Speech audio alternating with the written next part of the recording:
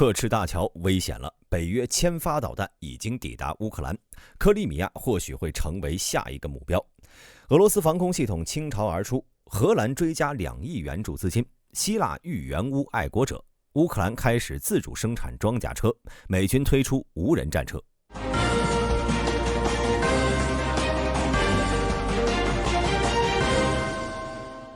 4月23号，美国参议院在通过了610亿美金的援乌法案后，美国总统拜登在几个小时之内快速地签署了这一法案。然而令人惊叹的是，在同一天，网上就有照片爆出 M2 布雷德利和陆军战术导弹系统早已在波兰边境等候，即将进入乌克兰了。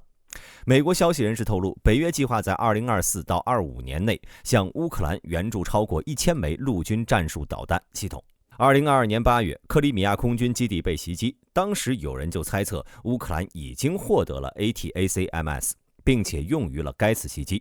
但在8月24号，美国国防部政策次长科林·卡尔否认了美国提供了该武器，并表示美军判断当时的情况还不需要 ATACMS。然而，随着今年开始，俄乌局势逐渐对乌克兰不利，美国也不得不改变态度了。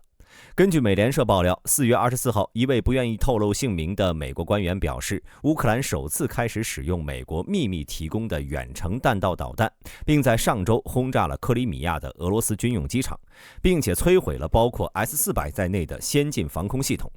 白宫国家安全顾问杰克·沙利文也证实了这一消息，并表示，我们已经派出了一些，现在我们有了额外的权力和资金，所以我们将派出更多的陆军战术导弹系统。几个月以来呢，美国一直拒绝向乌克兰发送远程导弹，这是因为华盛顿担心基辅可能会利用他们对俄纵深目标进行打击，激怒莫斯科并加剧冲突。所以就算这次美国援助了导弹，其版本的最大射程也仅为160公里的中程型号。参谋长联席会议副主席克里斯托弗·格雷迪上将在24号表示，白宫和五角大楼仔细研究了向乌克兰提供远程火力的风险，并确定现在是提供远程火力的时机。他在接受美联社采访时表示，该武器将帮助乌克兰消灭后方的俄罗斯后勤节点和部队集结地。截止写稿时，乌克兰官员尚未公开承认接受或使用远程 ATACMS， 但是乌克兰总统泽连斯基在社交平台上感谢美国国会通过了新的援助法案时指出了，乌克兰的远程能力、火炮和防空能力是迅速恢复公正和平的重要工具。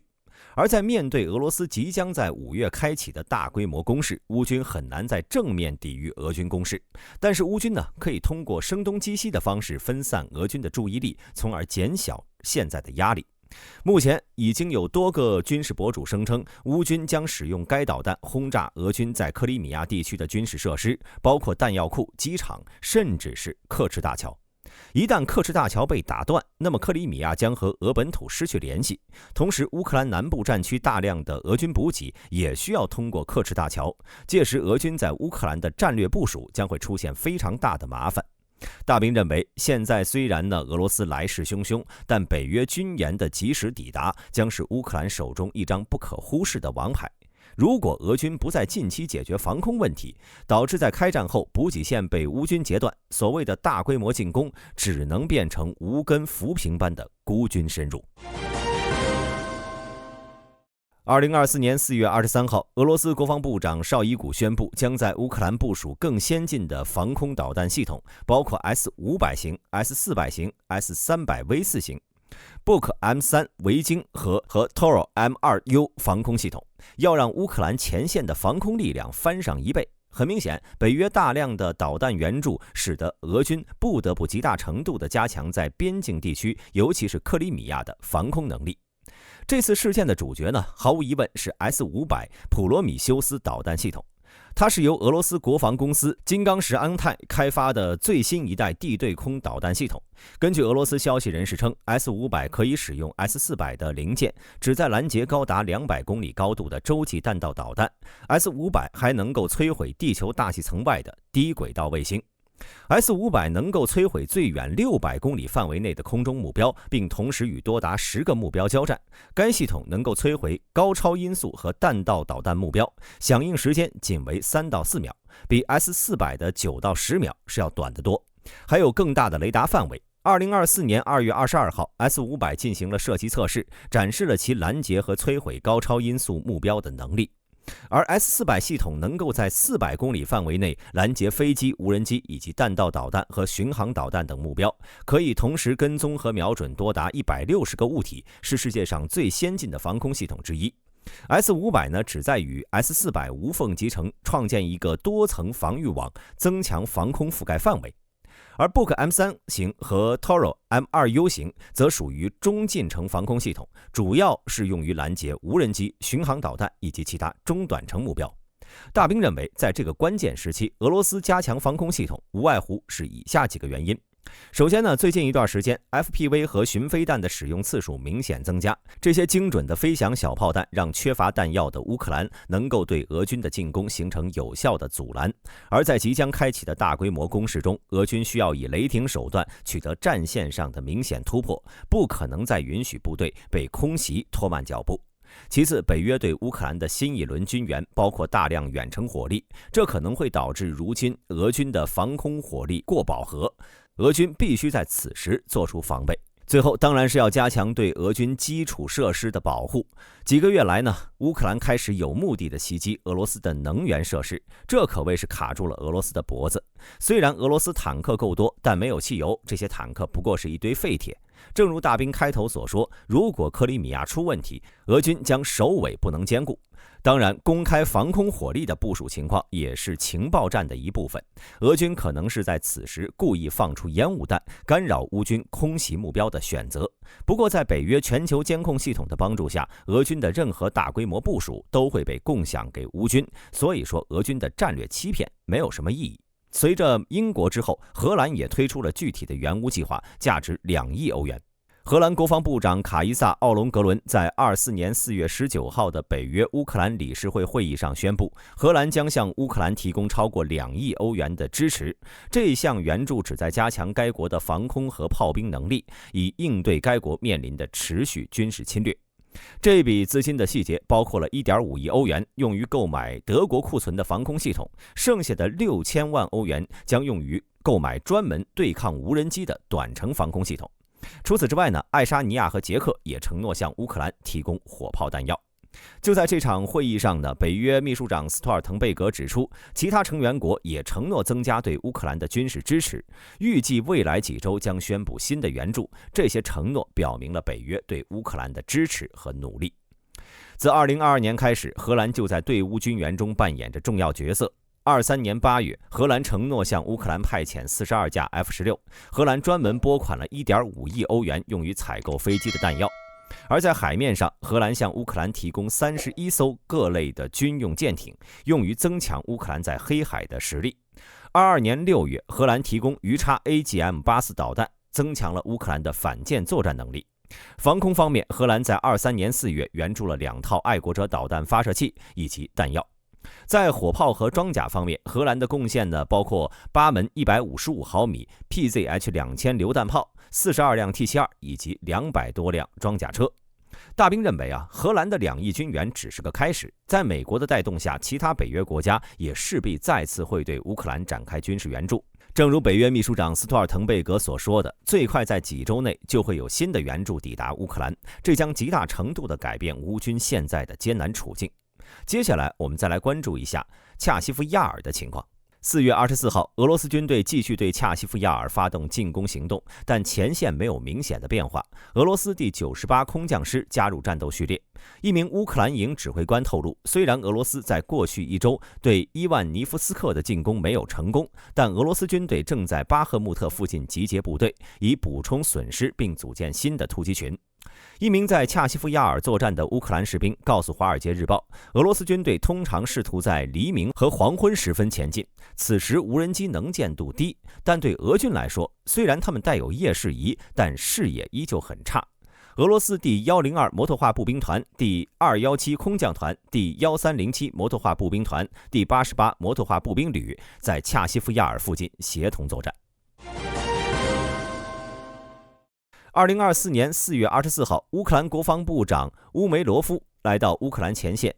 监督关键军事资源移交给乌克兰第225突击营。这批物资呢，包括了乌克兰自产的排雷装甲车科扎克 2M1 和科扎克5。科扎克是一种装甲运兵车，自2008年到2009年启动的开发成果，其设计由乌克兰公司 NPO 负责，在2014年开始批量生产。它重5.5吨，可以容纳5名成员，最高时速可达120公里每小时，在苛刻的环境中作战。两种装甲车均可抵御子弹和轻型爆炸物的攻击。大兵认为，这次向乌军交付装甲车具有一定的象征意义。首先，这代表着鏖战2年，俄罗斯依旧无法摧毁乌克兰的工业体系，乌克兰后方的军用物资依旧可以源源不断地送往前线，并随着战争的持续愈发强大。这对于想消耗乌克兰的俄罗斯来说呢，不是一个好消息。同时，虽然乌克兰最近转入防御姿态，对排雷的需求降低了，但这些全地形装甲车依旧可以承担运送兵员伤员的任务，加强乌军在战车的生存能力和机动性。2024年4月22号，希腊新闻媒体报道称，希腊正在考虑转让该国2个爱国者3的其中一个，以支持乌克兰。尽管现在希腊和土耳其之间的关系复杂，但希腊想就为土耳其提供防空系统一事，换取美国提供的安全和财政保障。该消息一出，在希腊内部引发了辩论，主要还是在国家安全问题和支持乌克兰对抗俄罗斯之间如何进行取舍。希腊政府发言人马里纳斯基强调，希腊不会做出任何可能削弱其威慑能力或者防空能力的决定，这表明了政府的态度。在24年3月，希腊媒体报道称，希腊政府不仅准备援助其 S-300 型防空系统，还有托 M1 以及乌克兰的 OSA AKM 防空系统。希腊政府认为，乌克兰更习惯于使用这些苏联时代的防御系统。大兵认为，无论是爱国者还是 S-300，对于现在的乌克兰来说都是及时雨。如今俄罗斯风雨欲来，无论是哪种防空系统，及时抵达乌克兰才是最重要的。美国国防高级研究计划局，也就是俗称的 DARPA 宣布，他们已经完成了对完全无人驾驶的机器人战车的测试。该实验项目被称为 RACER4，全过程无需人类控制，可以在复杂环境下对植被、树木、岩石、斜坡和水路做出反应，并可在夜间行驶。目前，实验车已经完成了30多次自动驾驶，长度从5公里到16公里不等，最高速度达到了48公里每小时，最大航程是240公里。大兵认为，虽然目前 DARPA 并没有说明该装甲战车的实际运用场景，不过考虑到其履带和外形以及无人化的设计，未来该项目更有可能发展成为排雷车或者是战场伤员运送车。俄军最近也推出了类似的无人车辆，不过并不完全实现人工智能操纵。2024年4月22号，希腊公司 EODH 与比利时、西班牙 DUMA以及德国的 KND 合作，推出了豹一 HEL 套件。这是豹一 A5 坦克采用模块化的升级包。这次升级呢，旨在对这种老化的德国主战坦克进行现代化改造，并作为希腊陆军的一种选择。目前，希腊陆军是这种坦克类型的最大用户。根据 EODH 称，其他几个装备豹一 A 的国家也对这次升级表示了兴趣。除了豹一 A5， EODH 以及其合作伙伴也正在为 M60 系列坦克敲定类似的现代化方案。这种方法呢，旨在延长这些老化坦克的使用寿命，并提高其运行效率。因为现在相当多的国家正在为处理这些老坦克而发愁。豹一 HEL 现代化套件将坦克总重增加到了46吨，凭借新的1000马力发动机、升级的传动系统和悬架系统，豹一 HEL 有望实现更高的速度以及更好的跨越能力。新型一体式橡胶履带的选装件旨在提高悬架性能并且减轻重量，而液压气动插臂的引入则提高了悬架性能并优化了内部空间。升级将用先进的系统和技术更新坦克的炮塔和车体，同时保留105毫米主炮，并通过弹药升级以及提高其性能。豹一 HEL 坦克的升级火力主要是集中在实施新的火控系统，主要功能包括了主瞄准镜稳定、独立全景前望镜、远程红外热像仪、带连续变焦镜头的日间摄像机以及激光指示器等，极大程度地增加了坦克的瞄准精度。大兵认为，如今的北约存有大量冷战时期遗留的老式坦克，而该套件的出现呢，有助于让这些坦克重新服役，在避免浪费的同时呢，也增加了这些国家的国防实力。对此，各位有什么看法？欢迎发表在评论区。本期视频到此结束，我是大兵，我们下期再见。